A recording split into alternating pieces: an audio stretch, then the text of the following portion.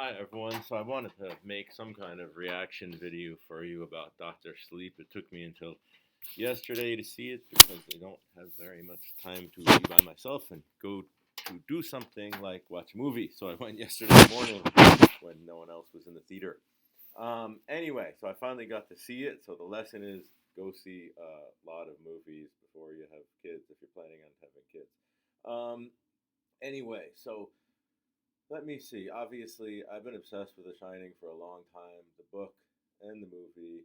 I liked Room 237, not when it first came out, but I liked it after a while because I thought it was fun. It made you think. So obviously, I'm kind of obsessed with the whole Shining thing. So let me give you my review of the movie. I give the movie 6.5 out of 10. Now you might be saying 6.5 out of 10. That's terrible. That's a bad grade in a class. Yes, but for me, it was actually a lot better than I thought it was going to be. It wasn't as good as I thought it could have been, but it was better than I thought it was going to be.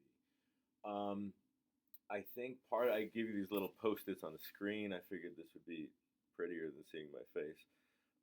So I thought, let me start out with what I thought was weak in the movie.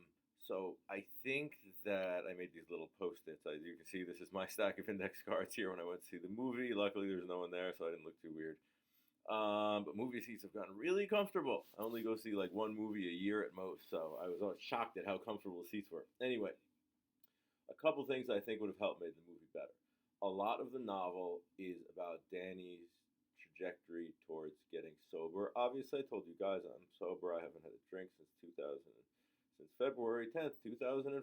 So obviously, this narrative resonates with me. It connects with me. But the novel that plays a much bigger role in the novel, like the woman that he sleeps with at the beginning, who has the child, and the cocaine, and all that stuff you guys read for class, that kind of goes along with this thing that they say in AA and NA, which is you're only as sick as your secrets, which means like if you're holding on to something really bad that you've done, it's making you sick. It's kind of like poisoning you. You got to get it out, and you're not going to get better until you can tell that secret. And for Danny, that's him, taking the money and leaving the lady there, and he knows because of The Shining that she dies. So towards the end of the novel, he finally talks about this at a meeting. And like that's really the culminating point of the novel. Isn't Abra or the True Knot or that stuff. It's really him being able to tell that story and kind of get better. I know that probably would have been hard to put in the movie, so I'm not saying it should have been in there, but I'm saying a couple of you guys mentioned your responses. I finally got a chance to read all your responses. A couple of you guys mentioned this, and I think that would help make more sense of what goes on, like of the AA scene that they have. They also totally took out a character, which was the guy Casey, who's like the head maintenance guy for the town who brings him to the meetings. It's not Billy, the guy in the movie, it's the head maintenance guy. So they left out a lot of the AA stuff. They left out another character who's Momo, who's Abra's aunt or Abra's great aunt. She's like an Italian grandmother, and she's a professor, and she knows all about supernatural stuff, and she has some shining herself. They mention her, but they left her out. And obviously, in a movie, you can't put in everything from the book, but I think that knowing the novel, because I've read it a few times, that stuff would have helped make some more sense of some things in the movie. So let's see, what else do I have here? So that's in terms of what's bad. I also thought it was weird that they said deer rifles. That just struck me as weird. Like, wouldn't you usually just say the caliber of the rifle or the type of rifle? I don't know. I don't hunt or anything, but that struck me as really weird. That's a totally random comment, though. So that's the negative for me. Um, two more negative things. Well, one more.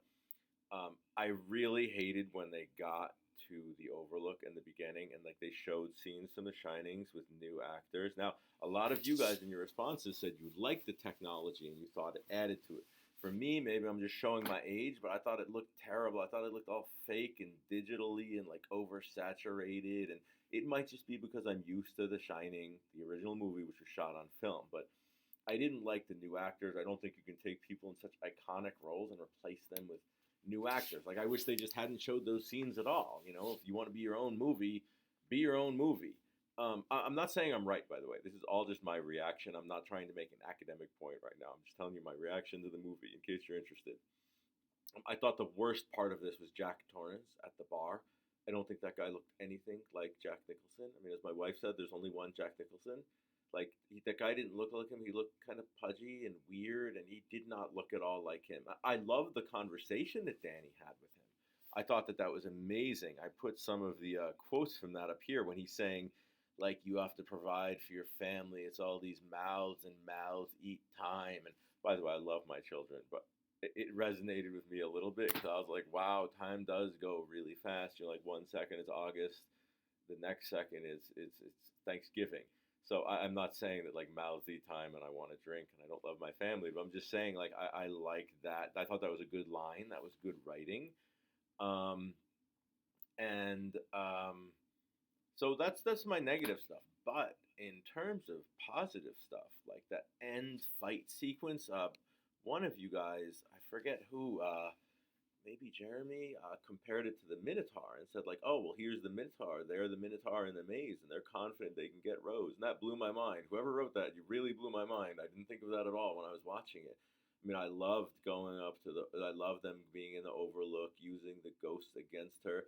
I mean, my favorite part of the movie is when he opens all. She's like, "What's in here?" When Rose is inside Danny's head, and he just opens the boxes and they get her. I thought that was amazing, and it didn't answer my question I asked you guys earlier, like how real are the things inside Danny's head? Because I always thought of them as kind of like memories. So they're memories. Like he puts bad memories away, and as we say these days, he compartmentalizes. He doesn't think about them anymore, and then he doesn't have to deal with them. But obviously, here it's showing much more. It's a much stronger ontological claim, as we would say in philosophy, meaning like they actually have real being. They exist. They can come out in the real world and get someone else. So I thought that was awesome. I really liked. I'm just jumping around all these post-it notes on my screen right now. I really like the visuals of the room turning when they were shining, or I wrote here astral projection, which is what we called it in the 90s. I thought that those were really cool visuals, and a lot of the visuals were really cool.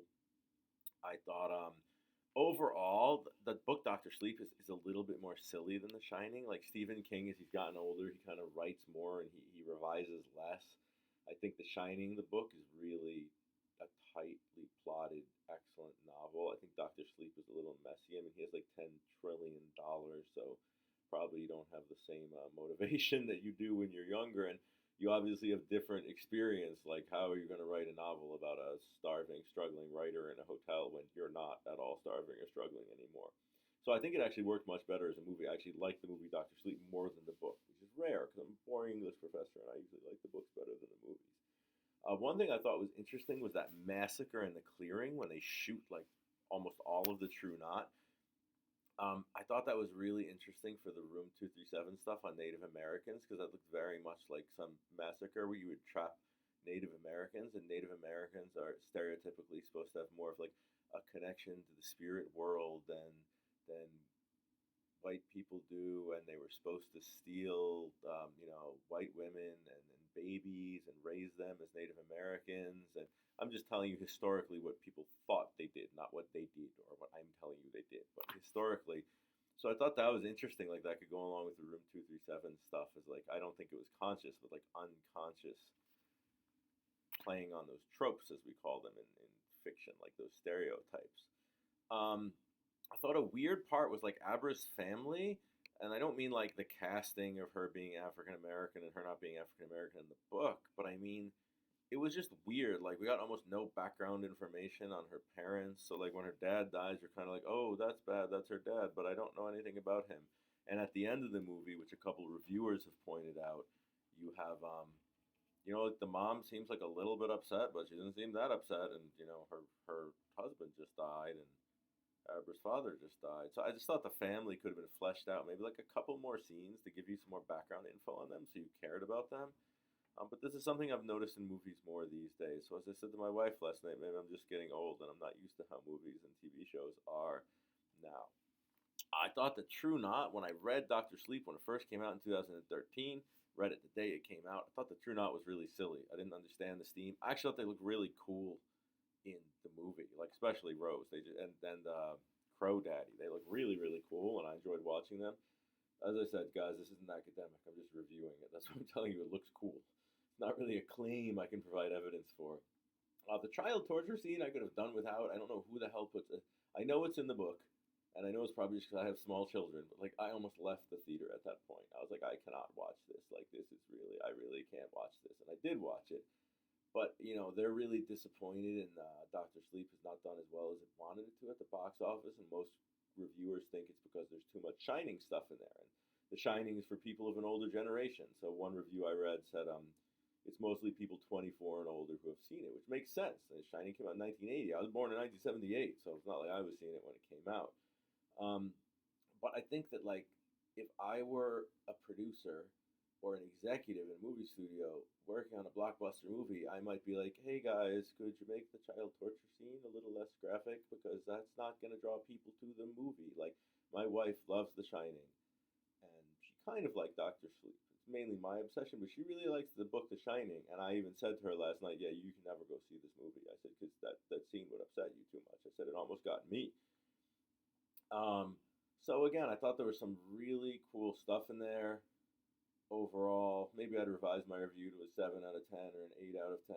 It's just like grading. After you do it for a while, the grading tends to go up. But there were some really cool quotes. I loved it when Danny said the quote a lot of you mentioned, "I have to wake it up." I loved it too when he says, "You don't know where you're standing." Because it's just like such a powerful moment because she doesn't know what's going to go on and what's going to happen.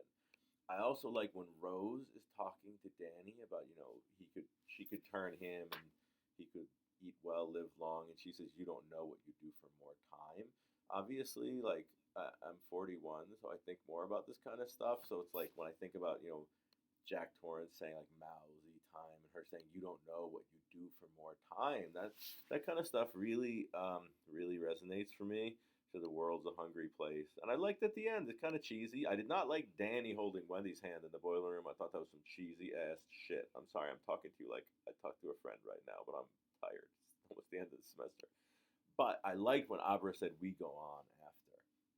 Um, but I mean, I really liked all the talking about time, and I thought that was interesting. I don't think that was the main point of the movie, but I really thought it was interesting. This reflection on like time is going by, and you have a young girl growing up, and then you have a guy who's kind of like before middle aged, and then you have like Rose or Grandpa Flick has apparently been around since Kings were around, and like you have people dying and people, how they might live on in a good way, like Dick Halloran or Danny, um, and they might live on in a bad way, like the True Knot, and that really got to me. I mean, part of this just too much information, but that's what I do. Like, my father died a year ago this week, suddenly out of the blue. No one was expecting it, and it sucked, and it still sucks. So, some of that stuff really got to me. Like I was a little upset, but in a good way upset. Like when you get upset when you look at like a great piece of art. Like I was upset in the theater watching it and thinking like, wow, this is a really good meditation on time and death and how to deal with growing older. Now I'm not saying that's how you guys had to see it. We all see things based on who we are, so that's how I saw it for me. So anyway, thank you guys for going and seeing the movie. I've always wanted to do this in a class, and I think it's fun to set it up around the movie like this. Um, so you have one more post this week about conspiracy theories and the movie, and post that in the same doc. If you haven't emailed me yet your topic for the project, go ahead and do that. If you take a look at the bottom of the syllabus, as people have been emailing me and I've been writing back to them, I've been adding comments to the assignment description at the bottom to make it more specific. So anyway, thanks for going and seeing the movie, guys. I really enjoyed your post, and please take a look at the email I sent today because I gave you back all your points if I accused you of not commenting on post 7, 8, 9, and 10, because as Grace pointed out, I didn't say you had to comment on those posts. Now, obviously, I thought you should know you had to comment, but Grace made a good point, so I gave you back the points on those. So anyway, look forward to hearing from you guys this Thursday and about your projects, and I hope you're having a wonderful day and you have a wonderful Thanksgiving break.